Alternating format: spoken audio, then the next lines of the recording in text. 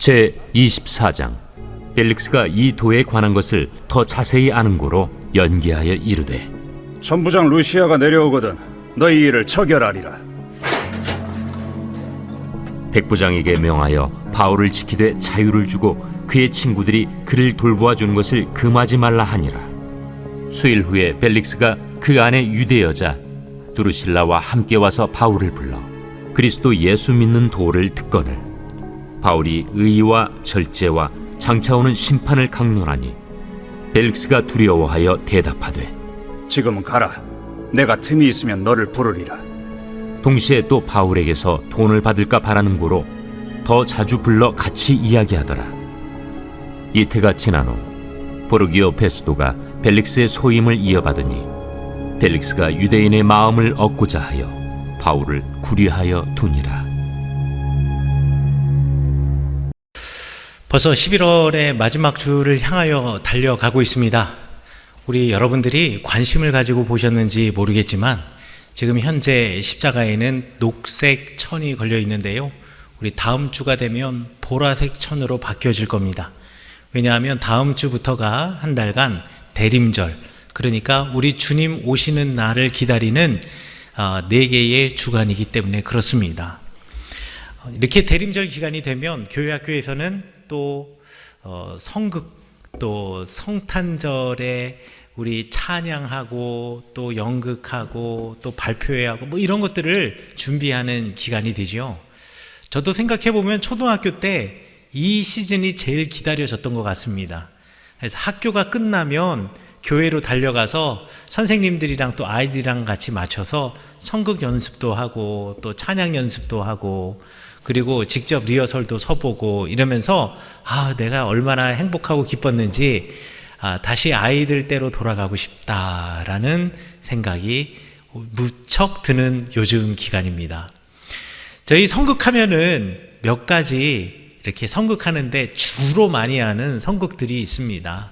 그래서 작년에는 제가 여기 방이 있습니까? 라는 성극의 내용을 대략을 여러분에게 말씀드리면서 이스라엘에 가보면, 그리고 실제로 베들레헴에 가보면 예수님께서 태어나신 곳은 집처럼 생긴 곳이 아니라 동굴처럼 된 곳인데 왜 동굴처럼 된 곳에서 예수님께서 태어나셨는가에 대해서 제가 말씀드렸고요.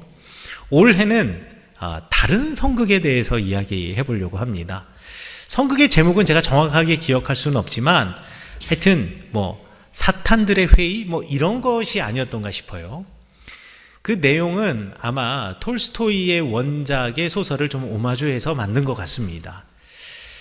사탄이 지금 암흑세계, 지하의 세계로 쫓겨났습니다. 이 사탄들이 다시 이 땅에 올라와서 세상을 휘어잡고 싶은 거예요. 그런데 이 땅은 그리스도인들, 예수 그리스도를 아는 사람들이 너무나 많은 거죠.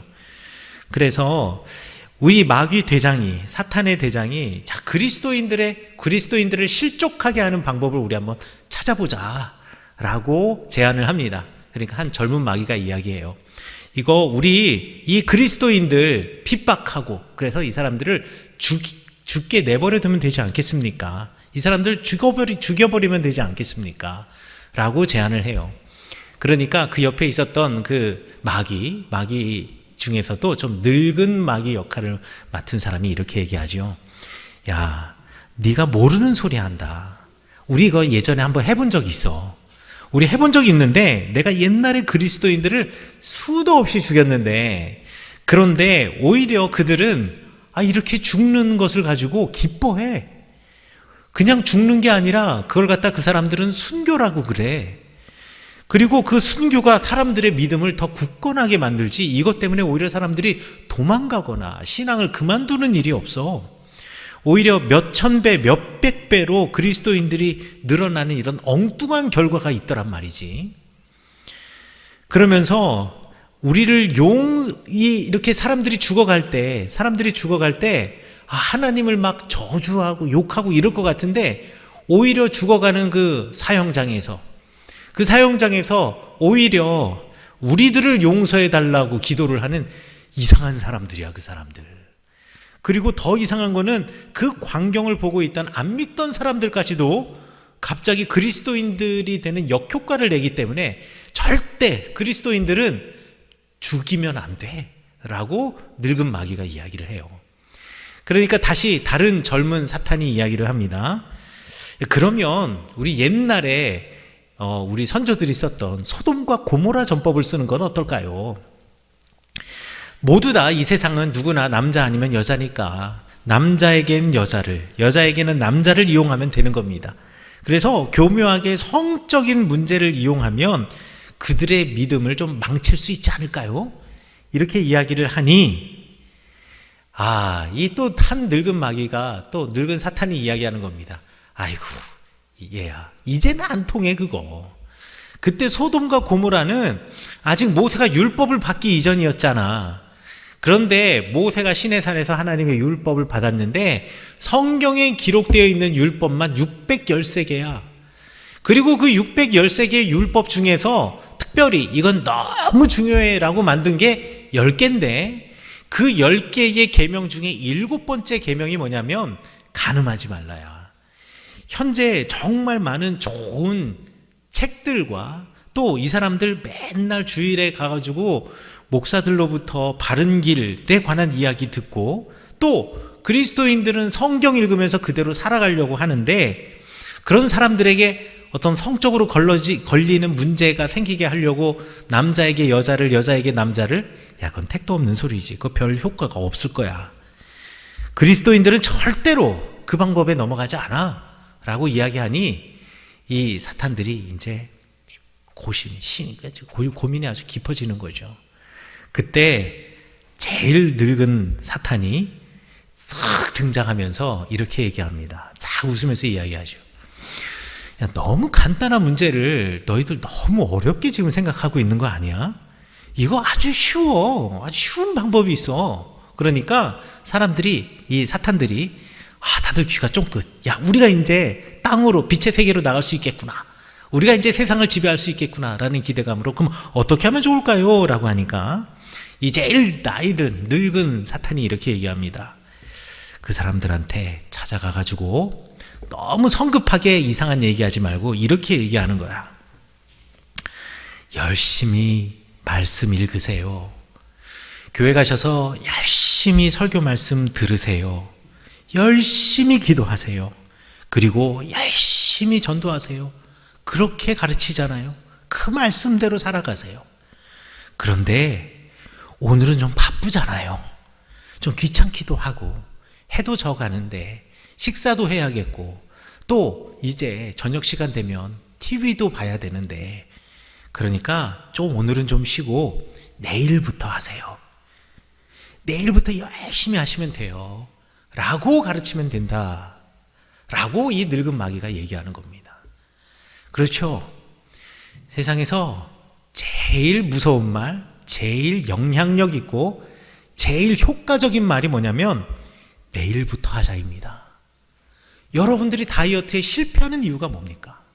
내일부터 시작하기 때문에 그렇습니다. 그래서 오늘 잘 먹어두는 거지요. 내일부터 시작하기 때문에 우리의 다이어트는 늘 실패하는 겁니다. 내일부터 뭐 하려고 하기 때문에 늘 실패하는 거죠. 여러분 1년 후가 아니라 내일도 모르는 사람, 모르는 인생이 우리 사람의 인생입니다. 멀쩡하게 이야기하다가 돌연사하는 일도 부지기수입니다. 제가 이스라엘에서 유학생활 할 때 한 목사님 가정이 우리 식사 초대를 해주세요. 유학생 싱글로 사는 아직 결혼하지 않은 유학생들을 식사 초대를 해주셨어요. 그래가지고 그 집에 식사하러 가는데 이제 상을 깔아놓고 이제 바닥에 앉아가지고 이제 식사를 하는 겁니다. 근데 저희도 뭐 집에서 알아서 저희 아무리 자취생이고 또 기숙사에 살아도요 음식 요리할 거는 웬만하면 다 해요. 제가 여러분들에게 자랑 안 해서 그랬죠. 저 다 김장 담그고 김장 담궈 먹고 살았어요. 거기도 배추 있어요. 좀 지저분하긴 하지만 욕조에다가 소금물 풀어서 배추 담궈 놓고 이게 쫙 숨 죽인 다음에 저 김장 혼자도 해 먹었고요. 심지어는 저 오이 소배기도 해 먹는 사람이에요. 그런데 거기서 딱 식당 그 사모님이 딱 불러서 식사를 딱 차려주셨는데 거기에 제가 못하는 음식이 있어요. 그게 뭐냐면 잡채는 못해요. 이 잡채는 진짜 손 많이 들어가는 거잖아요. 아무나 할 수 없잖아요. 그리고 이 당면은 한국에서 공수해 와야 돼요. 웬만하면은 이스라엘에서 대충 한국 비스무리하게 할 수 있는데 이 당면 만드는 거 이거 어떻게 할 수가 없어요. 그런데 마침 그때 그 집에 그게 있었는지라 잡채를 뭐 산처럼 쌓아놓고서는 이제 먹을 준비하는 겁니다. 온 유학생들의 눈은 다 잡채에 쏠려 있는 거예요. 그리고 기도가 딱 끝나자마자 드십시다 하고서는 목사님이 딱 젓가락을 드는 순간 모두가 일제히 젓가락을 들고 어디를 향해 가겠어요? 잡채를 향해 가는 거죠. 거기에는 뭐 고기며 뭐며 다 필요 없습니다. 잡채면 그게 그냥 끝이에요. 그래서 한 친구가 잡채를 향하여서 이렇게 딱 젓가락질을 하는데 젓가락질 하면서 손을 딱 뻗으면서 그대로 쑥 쓰러져 버렸어요. 근데 그 친구가 되게 웃긴 친구예요. 농담도 너무 잘하고 모든 거를 되게 재밌게 풀어나가는 친구예요. 그래서 우리가 생각하기 맨 처음에 뭐라고 생각했냐면 이 잡채를 먹는 이 감격 이걸 갖다 지금 오버해가지고 오버액션 해가지고 감동해가지고 이게 쓰러지는 연기를 하는구나 라고 생각을 했는데 보니까 진짜 그게 아닌 거예요. 진짜 젓가락을 딱 들고 글로 가다가 그냥 딱 쓰러지지만 너무너무 아파하는 거예요. 그래서 우리가 어떻게 했겠습니까? 전화해야죠. 그래서 911, 한국은 119, 외국은 911, 911에 전화해가지고 앰뷸런스가 와서 싣고 가는 겁니다. 왜 그러냐면요, 이게 디스크였어요. 저는 젓가락질하다 디스크 걸릴 수 있다는 걸 처음 알았습니다. 아니, 도저히 이거 그냥 얘기하면 아무도 믿을 수 없는 얘기잖아요. 젓가락 딱 들다가 디스크가 생겨가지고 디스크에 걸려서 그 자리에 쓰러져가지고 아무것도 할 수 한 달 동안 누워 있었어요. 한 달 동안 누워 있었으니까 학교에 가서 애들이 물어보지 않습니까? 외국 애들이 걔는 왜 안 왔어? 야, 이거를 설명해야 되는데 밥 먹으려다가 젓가락 들다가 쓰러졌어. 이 말을 이거 히브리어로 어떻게 말해야 될지 모르겠는 거예요. 사람의 인생이라는 게 그렇습니다. 기도할 때까지만 해도 너무 좋았죠. 야, 이 기도 끝나면 난 잡채를 먹을 수 있어. 젓가락에 손이 갈 때까지만 해도 너무 좋았죠. 그러나 젓가락 들자마자 쓰러질 거라고 누가 상상이라도 했겠습니까? 사람의 삶이라는 게 그렇습니다. 한치 앞도 모르는 삶입니다. 그런데 말이죠, 사람들은 차일 피일 미루어요. 이거 내일 하면 되지. 이거 다음 주에 하면 되지. 이거 조금 있다가 하면 되지. 우리 인생이 천년만년 계속되는 것처럼 생각하지만 우리의 인생은 그렇게 길지도 않고 하나님이 하시는 일은 언제인지도 모릅니다. 신앙생활하지 않는 분들에게 우리 신앙에 대해서, 예수 그리스도에 대해서 알려주고 우리 함께 신앙생활하자 그러면 사람들이 여러분 앞에서 절대 안 한다라는 얘기는 안 합니다. 왜냐하면 관계가 있기 때문에. 제일 많이 하는 말이 뭔가요? 나중에, 때가 되면, 기회가 되면, 상황이 허락하면, 나중에. 제가 들은 많은 말 중에 또 하나는 뭐냐면, 또 제가 고향이 강릉이다 보니, 또 강릉이 워낙에 고루한 곳이다 보니 그곳에는 이제 교인들보다 오히려 이렇게 뭐라 그러죠? 다른 이방 신들을 섬기거나 또는 신앙이 없는 사람, 또 전통을 따라 제사를 드리는 사람들이 많은데요. 신앙생활 하자 그러면 이렇게 얘기를 해요. 우리 아버지가, 우리 어머니가 제사를 그렇게 중요하게 생각하는데 내가 교회 가서 신앙생활하면 제사 드리지 못하니까 내가 우리 어머니 돌아가시면 내가 신앙생활 할게. 교회 갈게. 내가 우리 아버지 돌아가시면 교회 갈게. 이렇게들 많이 이야기들 하셔요. 그렇게 말씀하신 분 중에 정말 부모님 소천하시고 난 다음에 신앙생활 하는 분도 거의 본 적이 없어요.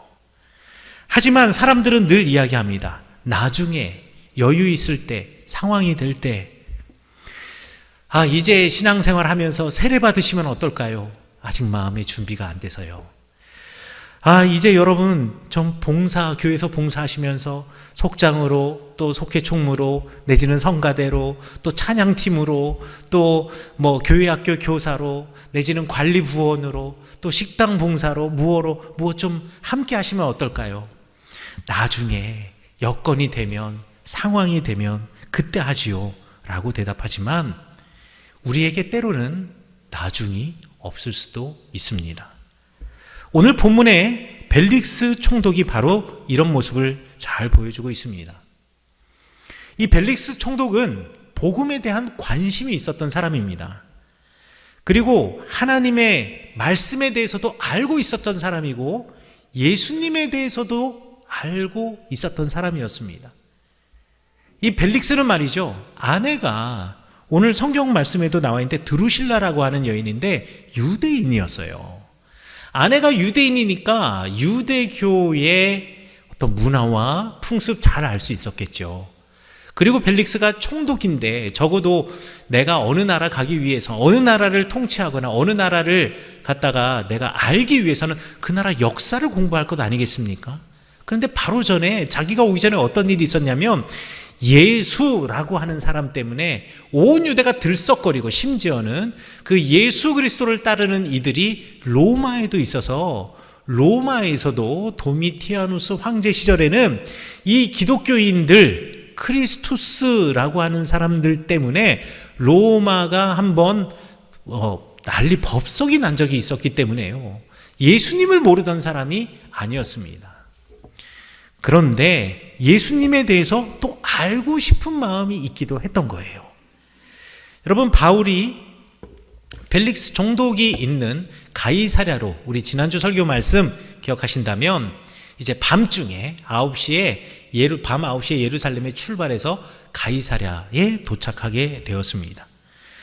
바울이 온 지 닷새 후 이 가이사랴에 대제사장 아나니아와 그 다음에 그를 변론하는, 그러니까 대제사장의 입장을 이야기하는 더둘로라고 하는 사람, 그리고 유대인들의 무리가 함께 이곳 가이사랴로 내려왔습니다. 그리고 나서 이 펠릭스 총독 앞에서 바울을 고발하지요. 나사렛의 이단의 우두머리로 전염병 같은 자다, 유대교 사회를 어지럽히는 자다라고 말하지만 바울은 24장 10절 이하로 그렇지 않다라는 것을 변론합니다. 양측의 이야기를 다 들은 펠릭스 총독은 바울이 무죄하다라는 것을 알고 있었지만 선뜻 무죄라고 이렇게 편결을 내릴 수가 없었습니다. 왜냐하면 지금 쫓아온 사람이 대제사장, 유대교의 종교의 가장 우두머리라고 하는 대제사장인데다가 또 그와 함께 온 사람들이 유대교 사회 안에서는 한가닥하는 장로들이 함께 내려왔기 때문에 혹시 내가 여기서 바울은 무죄하다라고 하면 아이고 로마 사람 편을 드는구나 라고 하면서 이들이 반발을 할까봐, 그래서 오히려 유대교 사회에서 소란이나 밀란이 일어날까봐 걱정이 되어서 이것을 고려해서 그냥 편결을 뒤로 미루고 그리고 나서 바울을 가이사랴에 구류합니다. 바울 선생님께서 가이사랴에서 구류당하였지만 그렇다고 해서 가택연금을 당한다거나 내지는 감옥에 들어간 거나 이게 아니고요. 가이사랴라고 하는 도시를 벗어나지만 않으면 되는 겁니다. 그러니까 가이사랴 안에서는 자유롭게 행동하고 살 수 있었던 거예요. 바울 선생님은 가이사랴에 아는 사람이 참 많았습니다. 우리 사도행전에서 바울 선생님이 제1차, 2차, 3차 전도 여행이 이미 다 끝난 상태인데요. 가이사랴를 들릴 때마다 어디를 들렸냐면 빌립의 집에서 기거하면서 그곳에서 머무셨습니다. 그 빌립은 우리 사도행전에서 소개하는 7명의 초대교회의 리더들, 그 교회 지도자들 중에 한 명이었고요. 그 사람이 바로 이곳 가이사랴에 살고 있었던 사람이었습니다. 또 지금 바울의 시대 때까지도 있었는지는 모르겠지만 사도행전에서 우리가 지난 설교에서도 여러분들 기억나시겠지만 백부장 고넬료가 바로 이 가이사랴에 살던 사람입니다. 가이사랴에 있었던 백부장 고넬료가 하인을 보내어서 그리고 요빠에 있는 베드로를 초청하여서 예수 그리스도의 복음을 듣고 그리고 그와 그의 모든 식구와 그가 초청한 모든 이들이 그날로 세례를 받고 그리스도인이 되었습니다. 그러니까 가이사랴 안에서는 그리스도인들도 많이 있었어요. 그러니 이곳에서 바울 선생님은 자유롭게 자기의 신앙을 설파할 수 있었습니다. 특별히 앞에 사진에 보는 것처럼 바다로 향해서, 지금은 가이사랴가 무너져서 유적지로 남아있지만 예전에는 바다로 널리 나가는 방파제를 쌓아서 큰 인공 항구가 있었던 곳이 가이사랴인데요. 이곳은 유럽 쪽에서 이곳 아시아로 들어오는 사람, 그리고 아시아 쪽에서 유럽으로 나가는 사람들이 이용하던 가장 큰 주요 항구였기 때문에 수많은 사람들이 이곳을 오갔습니다. 아니, 그러니까 이 기회만큼 좋은 기회가 어디 있겠어요? 바울 선생님은 아마 저 항구 어딘가에 서서 예수 그리스도의 복음을 외치고 다녔을 겁니다. 그리고 많은 사람들을 전도했을 겁니다. 그리고 그 전도 대상 중에 하나가 누구였냐? 바로 벨릭스였습니다. 이 총독 벨릭스에게 그리스도 예수의 말씀을 전하는데, 오늘 성경의 말씀을 보면 바울이 의와 절제와 장차 오는 심판에 대해서 이 벨릭스 총독에게 설명하였다. 그리고 예수님이 걸어가신 그 길을 설명하였다라고 말하고 있고, 그 말을 듣고 난 다음에 벨릭스가 매우 두려워하였다라고 이야기합니다. 그렇죠. 벨릭스가 이 말씀을 듣고, 그러니까 의와 무엇이 의로운 것인지, 그리고 절제, 로마인들처럼 자신의 욕망과 욕정을 따라 살아가는 것이 아니라 우리가 하나님의 형상을 품고 살아가는 사람이기 때문에 절제하며 이 땅에서 살아야 하고, 그렇지 않고 그 복음을 쫓지 않고 그 하나님의 말씀을 쫓지 않는 사람이 장차 받을 심판에 대한 이야기를 하니, 이 벨릭스는 심판대 앞에 서게 될 자신의 모습을 보면서 내가 과연 구원을 받을 수 있을 것인가, 그리고 구원을 받지 못한다면 영원한 형벌이 예비되어 있다는데, 그러면 나는 과연 어떻게 될 것인가 라는 것에 대해서 고민할 수밖에 없었던 겁니다. 그렇다면 어떻게 해야겠습니까? 네, 그러면 이제 내가 주님 말씀대로 살아가겠습니다. 내 과거를 모두 버리고 새 사람이 되어 살아가겠습니다 라고 결단해야 될 텐데, 성경 말씀에 보니 벨릭스가 바울에게 이렇게 이야기를 합니다. 두려워하는 마음 가운데에서도 지금은 가라. 내가 틈이 있으면 너를 부르리라. 이게 무슨 말이죠? 나중에 하자. 나중에 내가 어떻게 할지를 결정할게. 그래, 나중에 내가 너 말을 다시 한번 들어볼게. 지금이 아니라 내일 우리 한번 해보자. 우리 벨릭스는 말이죠, 바울 선생님을 만나서 이야기할 때 우리 성경에 보면 나름대로 다른 불순한 의도도 있었어요. 바울 선생님 만나뵙고 이야기를 하면 아직 재판의 결과가 나오지 않았잖아요. 그러니까 바울을 통해서, 내지는 바울이 나에게 어떤 뒷돈이나 뇌물을 주어서 내 호주머니를 채우고, 나는 그리고 바울이 로마 사람이니까 내가 판단할 수 없으므로 그냥 무죄라고 그냥 선언하면 되는 거니까, 어떻게든 바울이나 기독교인들로부터 돈을 뜯어볼 생각으로 바울을 자주 만났지만, 바울은 그때를 기회로 삼아서 벨릭스에게 그리스도 예수의 복음을 전하였고, 그 복음이 벨릭스의 마음에 두려움으로 드디어 들어왔을 때 벨릭스는 뭐라고 이야기했다고요? 나중에, 내일 하자라고 이야기를 하고 있는 겁니다. 마음의 도전을 받았지만 지금 바로 하나님 앞에 나아가는데 주저한 것이요. 은혜는 받았지만 이전의 삶을 돌이켜서 회개까지 이루지 못하는 거죠. 망설이고 있는 거예요. 마지막 심판의 날에 심판대에 설 것을 생각하면 끔찍하지만, 지금 누리고 있는 나의 권세와 권력과 지금 누리고 있는 이 향락, 그리고 이 즐거움 버리기가 너무 아까운 겁니다. 그리고 심판이 언제 올지 모르잖아요. 내가 너무 빨리 돌아서면 내가 언제 올지 모르는 심판 날까지 내가 절제하며 살아가는 게, 그리스도인으로 살아가는 게 왠지 내가 손해보는 것 같기도 하고 부담스럽기도 하고, 왠지 그리스도인이 되면 더 이상 내 마음대로 내가 원하는 대로 살 수 없을 것 같다라는 그런 걱정, 이런 것으로 내일 하자, 우리 다음에 하자, 내가 다음에 내 마음을 너한테 말할게 라고 차일피일 미루게 된 겁니다. 내일부터 열심히 하자. 내일부터 하면 돼. 야, 성경 말씀 잘 들어. 그래요, 성경 말씀 잘 들으세요. 설교, 예배 시간에 가서 예배 잘 들으시고, 설교 말씀 잘 들으시고, 기도도 열심히 하시고, 전도도 열심히 하세요. 그러나 지금 말고요, 내일요 라고 말했던 그 음성, 우리 이 음성을 성경에서는 사탄의 소리라고 이야기를 합니다. 사탄이라고 하는 히브리어의 원래 뜻이 대적하는 자. 그러니까 하나님을 대적하는 자, 하나님의 뜻과 거슬러 살아가고 거슬러 살아가게 만드는 자가 사탄인데요. 생명을 살리는 것이 하나님의 생각, 하나님의 마음인데 이 사탄은 그래, 네가 살려면 하나님께로 가야 하는데, 네가 살려면 예수 그리스도의 복음대로 살아가야 하는데 지금 말고 내일 하면 되지, 다음에 하면 되지, 일단 이거 끝나고 해도 뭘 늦지 않지 라고 말하는 그 생각, 이것이 그 사람을 죽이고 그 사람의 영혼을 죽이고, 이것이 바로 사탄이 우리의 삶을 회방 놓으려는 가장 효과적인 수법이라는데, 지금 벨릭스가 거기에 넘어간 것입니다. 여러분, 신앙은 내일을 기약하면서 뒤로 미루는 것이 아니라 지금 바로 주님의 백성이 되어야 하는 것입니다. 여러분, 벨릭스가 그래서 예수님 만났을까요? 아니에요. 성경에 보니까 이제 다시 전출 명령이 떨어져서 로마 총독으로 베스도라는 사람이 왔어요. 벨릭스는 끝까지 예수님 못 만났어요. 벨릭스는 끝까지 신앙을 갖지 못했어요. 왜?